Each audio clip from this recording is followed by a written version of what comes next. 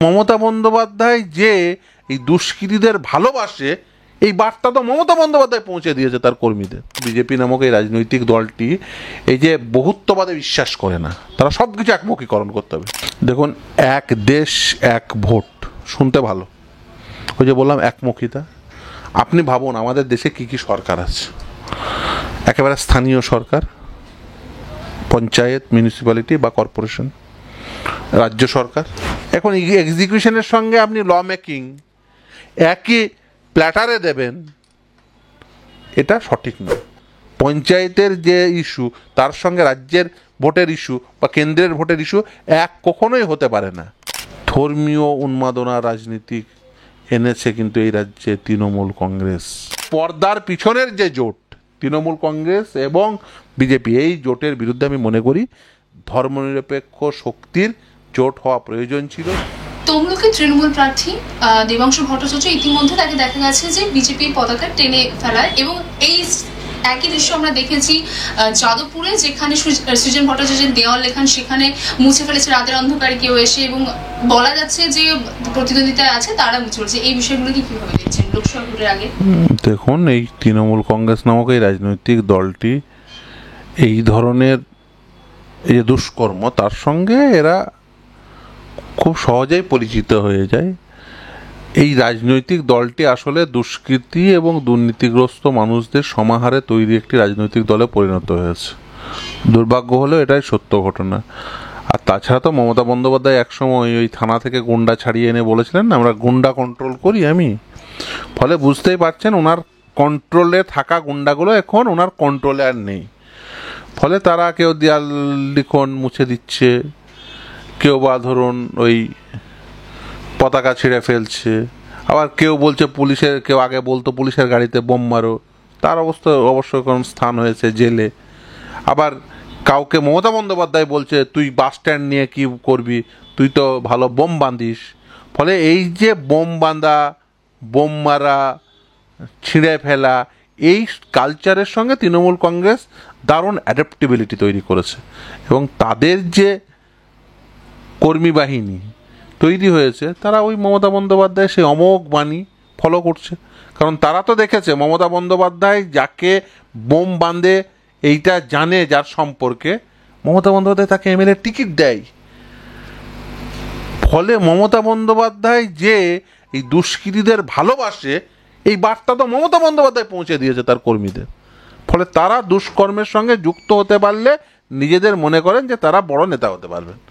আচ্ছা, ইতিমধ্যে বিজেপির যে ইস্তেহার সেটা প্রকাশ পেয়েছে এবং সেখানে বলা হয়েছে যে তারা ক্ষমতায় এলে ইউনিফর্ম সিভিল কোড তা লাগু করবে, এবং এই বিষয় নিয়ে রাজ্যের মুখ্যমন্ত্রী বলেছেন যে ইউনিফর্ম সিভিল কোড যদি লাগু করা হয় তাহলে তফসিলিদের কোনো অধিকার থাকবে না। আপনি কিভাবে দেখছেন এই বিষয়? দেখুন, ইউনিফর্ম সিভিল কোড এটি একটি এক কথায় এক ওয়ান লাইনারে অ্যান্সার দেওয়ার মতো বিষয় নয়। এইটা নিয়ে দীর্ঘ আলাপ আলোচনা করা প্রয়োজন বলে আমি মনে করি। দ্বিতীয় কথা হচ্ছে ইউনিফর্মিটি। এই ইউনিফর্মিটি আনার ক্ষেত্রে সবথেকে বড় প্রতিবন্ধকতা হচ্ছে ভারতবর্ষের যে গণতান্ত্রিক এবং সাংবিধানিক কাঠামো। কারণ ভারতবর্ষের যে সাংবিধানিক কাঠামো সেটা ভারতবর্ষের প্রতিটি মানুষের স্বাধীন সত্তার পক্ষধারী, অর্থাৎ ভারতবর্ষের প্রতিটি মানুষ তাদের নিজস্ব আচার আচরণ, ব্যবহার বিধি এইগুলোকে নিয়ে থাকতে পারবেন, এই স্বীকৃতি প্রদান করে। কিন্তু দুর্ভাগ্য হলেও সত্য, বিজেপি নামক এই রাজনৈতিক দলটি এই যে বহুত্ববাদে বিশ্বাস করে না, তারা সব কিছু একমুখীকরণ করতে হবে। সকলকে একই ধরনের খাবার খেতে হবে, মানে সকলকে ভেজ খেতে হবে, ও মাছ খাওয়া যাবে না। সকলকেই একই বিশ্বাসী হতে হবে, সকলকে একই ভাষায় কথা বলতে হবে।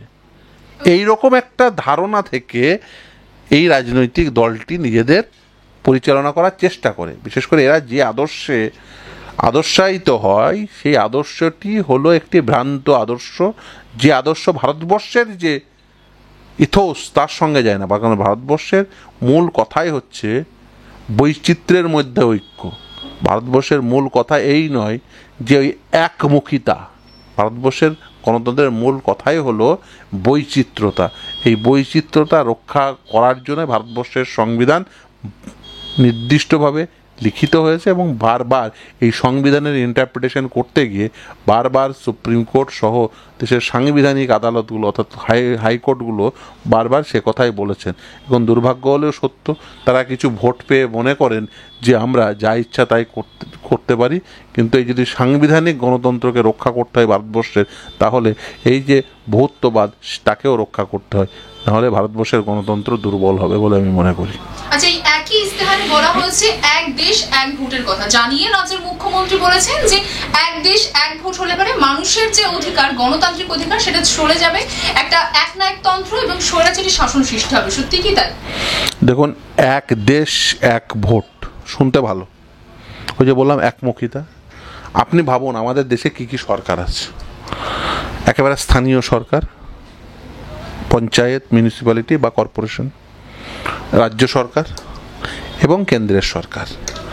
আমাদের সংবিধানে নির্দিষ্টভাবে পরিধি বলে দেওয়া আছে, কেন্দ্র কোন কি বিষয় নিয়ে কাজ করবে, কোন বিষয় নিয়ে আইন তৈরি হবে, ইউনিয়ন লিস্টে কী থাকবে, স্টেট লিস্টে কী থাকবে, কনকারেন্ট লিস্টে কী থাকবে, কেন্দ্রের হাতে কী কী থাকবে, রাজ্যের হাতে কী কী থাকবে, ইভেন স্থানীয় সরকার অর্থাৎ পঞ্চায়েত, মিউনিসিপ্যালিটি, কর্পোরেশন, তাদের হাতে কী কী থাকবে। এখন এই প্রতিটি লেয়ারের আলাদা আলাদা এক্সপেকটেশন থেকে মানুষ নির্বাচিত করেন। আপনাকে উদাহরণ দিই, একটা প্র্যাকটিক্যাল এক্সাম্পল ধরুন, সাপোজ পঞ্চায়েত ভোট, রাজ্যের ভোট এবং কেন্দ্রের ভোট একসাথে হচ্ছে, কি করে করবেন? তাহলে পঞ্চায়েতের ধরুন আমাদের তিনটে স্তর আছে, গ্রাম পঞ্চায়েত, পঞ্চায়েত সমিতি, জেলা পরিষদ। রাজ্যের একটা ভোট, কেন্দ্রের একটা ভোট, একসঙ্গে লাইন দিয়ে 5টা ব্যালট বাক্স রাখবেন। এই যে পঞ্চায়েতের যে নির্বাচন, সেই পঞ্চায়েত নির্বাচনে মানুষ তার যে ন্যূনতম পরিষেবা সেগুলো পাওয়ার জন্য ভোট দেন। রাজ্যের কাছ থেকে কি কি প্রত্যাশা করেন? ল অ্যান্ড অর্ডার মেনটেন হবে, অন্যান্য পরিষেবাগুলো পাবে। কেন্দ্রের কাছ থেকে একটা আলাদা প্রত্যাশায় ভোট দেন। এখন যদি ভারতবর্ষে সকলকে আপনি যদি একই অবস্থানে না আনতে পারেন, তাদের যে ভোটের যে এক একটা স্তরের যে নির্বাচন, তার যে আলাদা আশা প্রত্যাশা, তার যে আলাদা অ্যাম্বিট আছে, এটা সিগনিফাই করা যাবে না। ওই যে বলছিলাম আবারও, গণতন্ত্র দুর্বল হবে। কারণ হচ্ছে পঞ্চায়েতে মানুষ এক প্রত্যাশা থেকে ভোট দেন, রাজ্য সরকার রাজ্যের ভোটের ক্ষেত্রে আর এক প্রত্যাশা, কেন্দ্রের ক্ষেত্রে আর এক প্রত্যাশা। এই লোকসভা নির্বাচনের ইস্যু আর পঞ্চায়েতের ইস্যু নিশ্চিতভাবে এক হয় না। এই যে এক ইস্যুতে, অর্থাৎ মানে জলের ইস্যুর সঙ্গে কেন্দ্রে কি আইন তৈরি হবে সেই ইস্যুটাকে মিশিয়ে দেওয়া, এটা খুব একটা প্র্যাকটিক্যাল অ্যাপ্রোচ নয়। আপনি বলতে পারেন এই যদি ধরুন, মানে যেমন ধরুন স্থানীয় সরকারের ক্ষেত্রে বেশিরভাগই থাকে, ক্ষমতা থাকে এক্সিকিউশনের। এখন এক্সিকিউশনের সঙ্গে আপনি ল মেকিং একই প্ল্যাটারে দেবেন, এটা সঠিক নয়। আপনি কি বলতে চাচ্ছেন যে এক ভোট এক শাসন, এক দেশের যে ইস্তেহার দিয়েছেন বা প্রতিশ্রুতি, এক সময়ে দেখুন, আপনি সংখ্যাধিক্যের বিচারে আপনি করতেই পারেন, করে নিতেই পারেন, কিন্তু এটা ভারতবর্ষের যে প্রগতি সেটার সঙ্গে সঙ্গতিপূর্ণ হবে না বলে মনে করি। তার কারণ হচ্ছে ভারতবর্ষের সমস্ত ধরনের মানুষ আছেন এবং সেই সমস্ত মানুষের যে ধরনের ইন্টেলেকচুয়াল ক্যাপাবিলিটি বিভিন্ন ধরনের হয়, সেই সমস্ত মানুষের সোশ্যাল স্ট্যাটাস বিভিন্ন আছে, তাদের অর্থনৈতিক অবস্থানের তারতম্য রয়েছে, তাদের বোঝার ক্ষেত্রে তারতম্য রয়েছে। ভারতবর্ষের তো নাগরিকদের মধ্যে মানে সমমনস্ক, সমসংস্কৃতি মনস্ক, সম আচার আচরণ বিশিষ্ট এরকম মানুষ তো বসবাস করেন না। আপনাকে তো এক একটি ভোটের একটি নির্দিষ্ট গুরুত্ব রয়েছে। পঞ্চায়েত ভোটের যে গুরুত্ব সেটা নিশ্চিত রাজ্যের ভোটের সেই গুরুত্ব নয়। মানে সে একই নিশ্চিতভাবে পয়েন্ট থেকে মামলা হয় না, মানে মার্জনা করবে, একই পয়েন্ট থেকে নিশ্চিতভাবে ভোট হয় না। ফলে এক একটা ভোটের এক একটি বিষয় থাকে, ইস্যু থাকে, ইস্যুগুলো আলাদা আলাদা। পঞ্চায়েতের যে ইস্যু তার সঙ্গে রাজ্যের ভোটের ইস্যু বা কেন্দ্রের ভোটের ইস্যু এক কখনোই হতে পারে না। কিন্তু আপনি যদি একসঙ্গে ভোট করান, এই মানুষগুলোর মধ্যে সেই ইস্যুকে গুলিয়ে দেওয়া হবে, ফলে সে তার সঠিক জনপ্রতিনিধি বেছে নিতে হয়তো বা পারবেন না। এটা উচিত নয়, এটা চাপিয়ে দেওয়া, গণতন্ত্রে এই ধরনের চাপিয়ে দেওয়ার রাজনীতি সঠিক নয়। আসলে সেটা যেটা হবে সেটা হচ্ছে মানুষ বিভ্রান্ত হবেন। এদের কাজ হচ্ছে মানুষকে বিভ্রান্ত করা। ইতিমধ্যে সিপিএম, কংগ্রেস এবং আইএসএফ এর যে জোট ছিল সেই জোট ভেঙে গেছে। মানে আইএসএফ তারা একটা স্বতন্ত্র হয়ে তাদের প্রার্থী দিচ্ছেন প্রতিটি যেটা লোকসভা কেন্দ্র আছে সেখানে। তো লোকসভা ভোটের আগে এই জোট ভেঙে যাওয়াটা কিভাবে দেখছেন, কতটা প্রভাব ফেলতে পারে যে আসন্ন লোকসভা নির্বাচনে? দেখুন, আমি সবসময় সর্বদা একথা বলি যে ধর্মনিরপেক্ষ শক্তির জোট হওয়া প্রয়োজন, এবং আমি ধর্মনিরপেক্ষ শক্তির জোট হওয়া প্রয়োজন যখন একথা বলছি, তখন আমি নিশ্চিতভাবেই বলি তার বাইরে বিজেপি এবং তৃণমূল কংগ্রেসকে রাখবেন। এখন আপনি প্রশ্ন করতে পারেন যে তাহলে কি আপনি তৃণমূল কংগ্রেসকে মনে করছেন যে তারা ধর্মনিরপেক্ষ নয় বা ধর্মনিরপেক্ষ জোটে শরিক হতে পারেন না? দেখুন, আমি তৃণমূল কংগ্রেস সম্পর্কে অবশ্যই বলবো, এই রাজ্যে যে ধর্মীয় উন্মাদনার যে রাজনীতি যতগুলো শাসক দল ছিল, বিশেষ করে সে কংগ্রেস বলতে পারেন, সে আপনি বামফ্রন্ট বলতে পারেন, আজকে তৃণমূল বলতে পারেন, ধর্মীয় উন্মাদনা রাজনীতি এনেছে কিন্তু এই রাজ্যে তৃণমূল কংগ্রেস।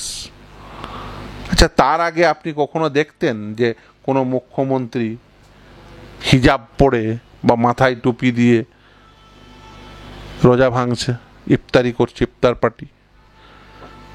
তার আগে কোনো মুখ্যমন্ত্রীকে আপনি বলতে শুনেছেন যে ভাঙড়ে মুসলমানদের জন্য হাসপাতাল হবে? হয়নি, কোনো এমনিও হয়নি। কিন্তু কেন মমতা বন্দ্যোপাধ্যায় বলেছে? তার কারণ তিনি এই সমাজটাকে দুই ভাগে ভাগ করতে চেয়েছিলেন, এবং তার সঙ্গে তিনি চেয়েছিলেন আরএসএস এর দুর্গা হিসাবে এই রাজ্যে বিজেপির মাটি তৈরি করে দিতে। আপনাকে একটা ছোট্ট পরিসংখ্যান দিই।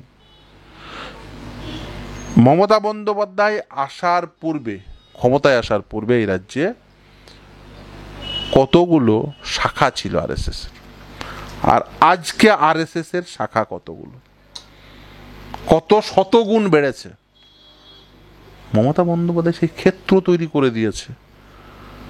আপনি দেখছেন যে কেজরিওয়াল জেলবন্দি, মমতা বন্দ্যোপাধ্যায়ের বিরুদ্ধে সরাসরি অভিযোগ আছে, তার প্রমাণও আছে, আমি চাইলে আপনাকে দেখিয়ে দিতে পারি। অথচ মমতা বন্দ্যোপাধ্যায় কিন্তু জেলের বাইরে ঘুরে বেড়াচ্ছেন। কার বদান্যতায়? তার কারণ মমতা বন্দ্যোপাধ্যায় এই শর্তেই জেলের বাইরে ঘুরে বেড়াচ্ছেন, ওই মাটিটা তৈরি করে দেবে। ও মাটিটা তৈরি করছে, এবং এই লোকসভা ভোটেও সেটা তৈরি করছে। এই যে পর্দার পিছনের যে জোট, তৃণমূল কংগ্রেস এবং বিজেপি, এই জোটের বিরুদ্ধে আমি মনে করি ধর্মনিরপেক্ষ শক্তির জোট হওয়া প্রয়োজন ছিল। সেই জোটে নিশ্চিতভাবেই বাম, কংগ্রেস, আইএসএফ সহ অন্যান্য ধর্মনিরপেক্ষ দলগুলো একসঙ্গে থাকার প্রয়োজন রয়েছে বলে আমি মনে করি, এবং সর্বদাই রয়েছে বলে মনে করি।